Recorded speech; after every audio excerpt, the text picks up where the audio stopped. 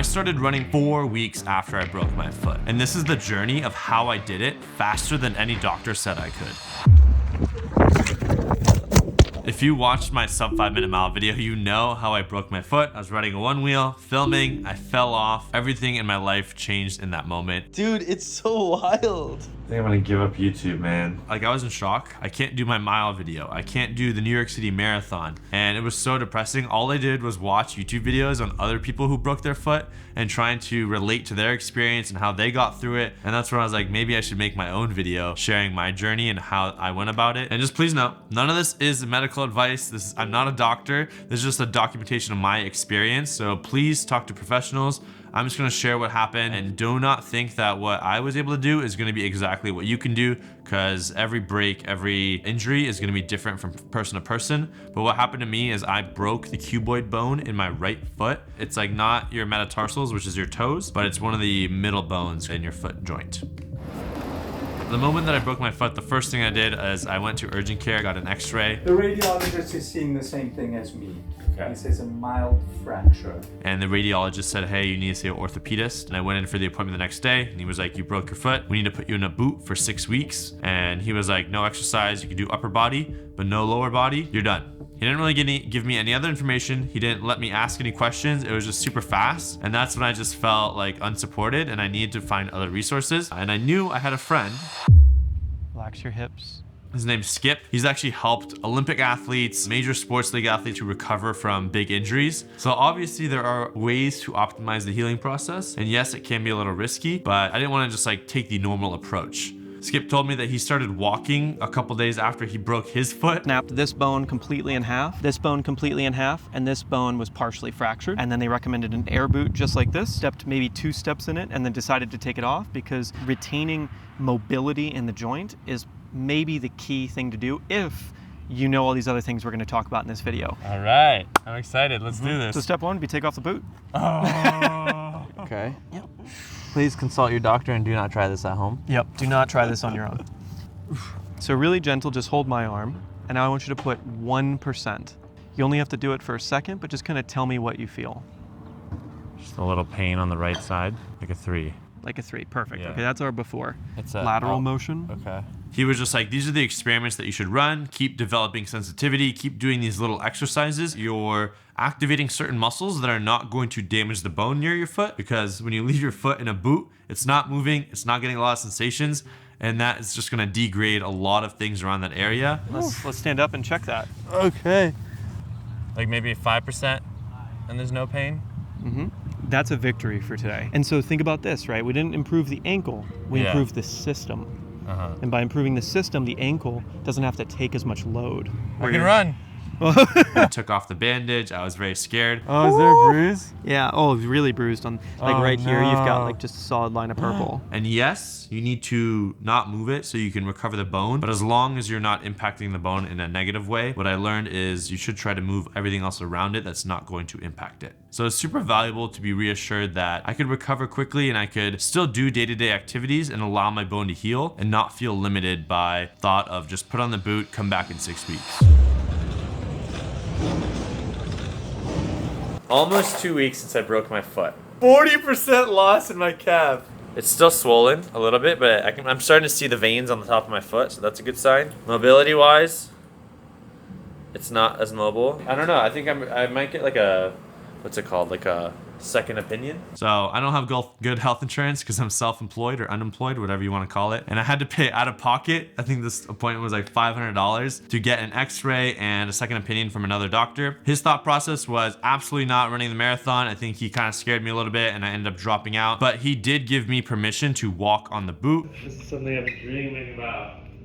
Being able to walk without crutches.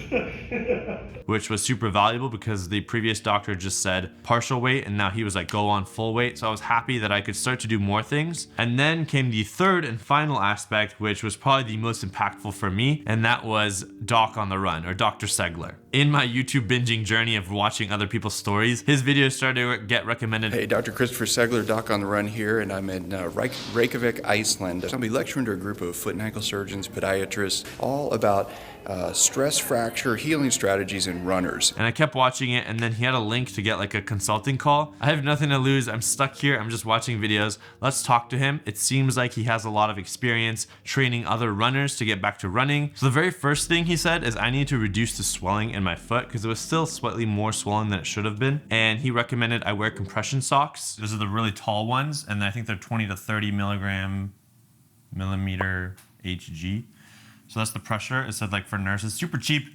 Bought a fat pack on Amazon. No need to buy an expensive one. Good enough. I just wear it on this foot. He recommended I do legs up the wall, maybe even wearing my compression socks for 3 times a day, I think for like 15 minutes. And put my hips up against the floor, kick my legs up. And it's oddly really satisfying and very relaxing. Contrast therapy. So there was a specific protocol of like 5 minutes cold, 3 minutes warm, 3 minutes cold, 3 minutes warm. I got like buckets and maybe the bathtub. I'd fill one with warm water, the other with cold. And right before bed, I would do the contrast therapy with my foot. Let's get some blood moving. Let's get that stuff in and out. Let's fix this bad boy. My foot hurts so bad just leaving in there. Ah. It's still swollen as fuck. And every day I did that for the first couple of days, I noticed the swelling dramatically decreased. And then lastly, supplements. So there's very specific supplements to help optimize the bone healing, ligament, and the muscle healing process in that region. Thank you, Momentous, links down below. They have a vitamin C and collagen combination. And the specific grams that I needed, I had to take 2 of their packets every single day. So I was taking vitamin D, magnesium, and a little bit of calcium. I did a blood test. I think I ended up knocking off the calcium. Oh, and then one more extra credit thing, which was a ultrasound bone stimulator, I think Exogen. I also saw this on someone else's YouTube. I think it was Team Charles Barkley. She was using it when she had a stress fracture. We were using it for off-label use, so I was actually using it twice a day, once in the morning, once at night. Not recommended, talk to your doctor. And then I'll sit here for about 20 minutes, get some work done, whatever it is, watch my own videos, because it's the best YouTuber alive. I would do the top of my foot and then the bottom of my foot near where my injury was. If they say it works, I'm gonna invest in 20 minutes twice a day for like a month or 2 months. So once we had those foundational principles intact, and it was like, we're gonna do this for the rest of the recovery process. Next was the experimentation phase. All right, so let's stand on this, let's try. The first step was, can I put my foot on the floor without the boot and not have any pain? Putting the weight.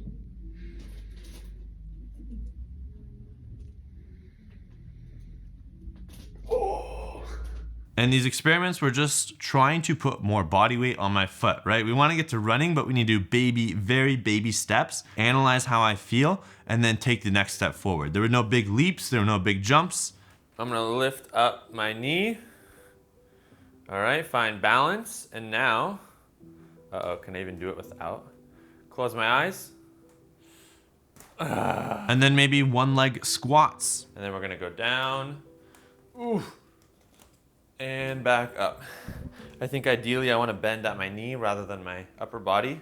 And at each single one of these steps, there were 3 questions that I had to ask myself, and I still ask to myself to this day. 1, does it hurt during the activity? 2, does it hurt the evening after the activity? And 3, does it hurt the next day? So if I answered yes to any of these questions, I would not continue on to the next step. If I answered no to all 3, then it allowed me to take that little micro step forward. I think as long as I'm careful and walk slowly, I should be fine. Because like once you take that boot off, you haven't stepped on it for 6 weeks. Like I think that very baby step approach gave me confidence. We'll be good. And once I was able to stand on the foot, next was actually running on it. You might call me crazy, but I wanted to get back on the floor as fast as possible. And this is how we did it. The tool that we used was an anti-gravity treadmill. So now it's like inflating with air?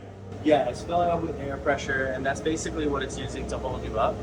And his philosophy was there's 3 variables on an anti-gravity treadmill. 1, there's gravity. 2 is the speed. And 3 is the time that you spend on the treadmill. So you have these 3 variables. His philosophy is that you only do one of these variables at a time, and then gravity will be your last variable because that's going to have the most impact on your bone and muscle. So since my ideal dream was to run the New York City Marathon and I want to, get an hour-long run in, our goal first was to work to a relatively easy pace, which is like 9-10 minutes per mile, and then work up to an hour. So that first day, 15 minutes, 65% gravity, and then it was all right, now we need to work up to 30 minutes, 45, 60 minutes. Every time I'm checking in with those 3 questions, and I would ask myself if I had any pain. There was one point, I think at the 45-minute time, where I did have a little pain that evening, so we end up dialing it a bit back. And then the second rule was never running back-to-back days. All right, just finished my second Ultra G session. It was 30 minutes, 65% gravity. Right when you get off, you're like, your legs are like wobbly because gravity, you come back to normal gravity, you're like, whoa, I need more force to walk around. It's 25 bucks, which like, it doesn't sound expensive, but it adds up. It's like that, it's gonna be like $100 a week. Whew. But once we got to that 60-minute mark, I think it was like 1 or 2 weeks later, we started to increase gravity. So then it was 65, 70, 75, 80, and then travel hit me. So traveling made it a little bit harder, but I was still able to find an anti-gravity treadmill. Once I felt really strong, I was like, okay, maybe we can go from 80 to 85, 90, 95. Once I got to 100, it was running outside. All right, wait, I have to document this. All right, this is my very first outdoor run here with James and David. Let's see how I do. I haven't ran in 2 months. I think this is actually the anniversary date of the day I broke my foot 2 months ago. Yeah. Ideally, I probably would have done a 45-minute run outside or 60-minute to match my previous runs, you know, going from 95 to 100% gravity. But we did a quick and easy run. It felt good. Actually feels surreal. It actually does. I was so nervous because it was like, I hadn't ran in, I don't know, 6 to 8 weeks, but because I was progressively loading my body, I felt more confident mentally that I could actually run outside. If I had gone from boot to just walk outside to then let's just go run and see what happens, I think I would have been very nervous. Some of the best runners in the game. 3 miles down. Happy now? Yeah. Now I know I can run. Maybe not as far as I want to, but this has built confidence that I can keep running.